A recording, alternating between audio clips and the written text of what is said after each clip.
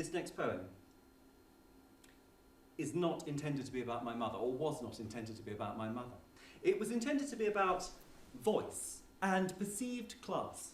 However, I realised when I started writing it, I couldn't address these issues without first discussing the woman that was Beryl Sylvia Joan Warner Gooding.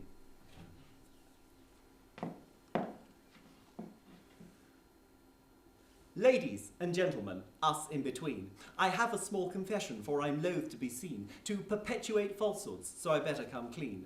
Already, I'll wager, you've drawn a conclusion regarding what is real and what is an illusion, so please let me dispel a potential delusion. The truth is, I'm from Colchester, which, if one knows geography, is situated such to make an Essex girl of me. I don't crave white stilettos, though I'm working class and skint, and I've never gone peroxide blonde or worn stretch leopard print. To do that's so crass and frankly quite shocking. Not the clothes, but my attitude. That would be mocking. Others as a cliche for the look they are rocking. So why must I sound so frightfully grand? I can assure you it's a tone that's just partially planned. The rest's a quirk of my voice box, you must understand. When male, my accent drifts between North London and North Sea. Southern British standard with a twang of estuary. Guy me never drops his H's, won't say them when he means those, pronounces final consonants, avoids most double negatives, but there's a tiny hint of glottal when I'm ordering a bottle like a scruffy log-haired loser hanging round his local boozer, and I must confess to an Essex S, which though some use to great success, the suspicion I cannot suppress is a very nasty feeling that concerns a plate glass ceiling, through which such sounds don't press, but I digress.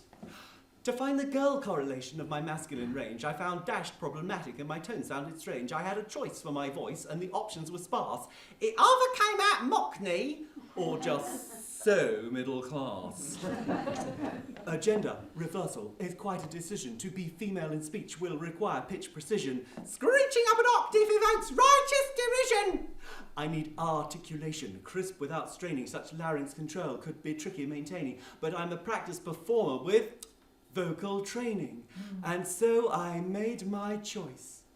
I rounded my vowels and I softened my tone. I tried to speak more clearly as one might into a phone, resulting in an RP voice that rather is the clone of a perfect 50s housewife with a touch of 80s Sloane. However, there are more historical factors at play. My mother always taught me that you don't deride your class. You support your fellow workers when the ballots come and pass. Cast cross within the Labour box or Liberal at a pinch. But when Tories come a-canvassing, you do not budge an inch.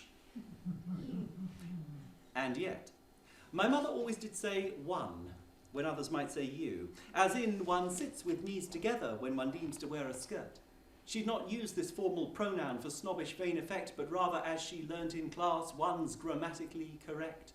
It's impersonal and indefinite, gender neutral too, that's fun. No need to mess with he or she, employ one's little one. Mother grew up in the 40s, when the German bombs were falling. She skipped through Wilson marriage gates, and there received her schooling in reading and arithmetic, in writing verse and prose, in grammar, speech and oratory, and sewing. Ladies' clothes. Do not forget your origins. Do not deny your class. Speak properly and clearly. Be polite, but know your worth.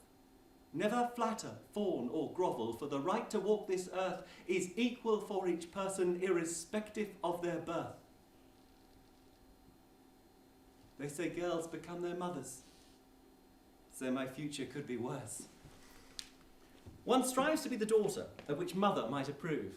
Artistic, just respectable, glamorous and smart, articulate, delectable, a lady, not a tart. Elegant, nicely spoken, and able still to shout. When circumstance demands it, she can let her voice rage out. She'd have told that man in the pub to bugger off, I can assure you. From modern male and hetero to girly, gay and retro, now everything is awfully sweet and everyone is super nice, because nice girls spray superlatives over every soul they chance to meet. Was the guy that I was, and often still am, can swear the air blue and not give a damn. One's resistance to such language simply isn't a sham. His curses in verses are so replete, they make the woman before you quite blush to repeat. How queer one should appear so genteel and effete, as I'm a socialist, a feminist, but with a strange hypothesis. You may call this ridiculous, or brand it specious tosh, but as a girl I will say crikey, or golly, often gosh.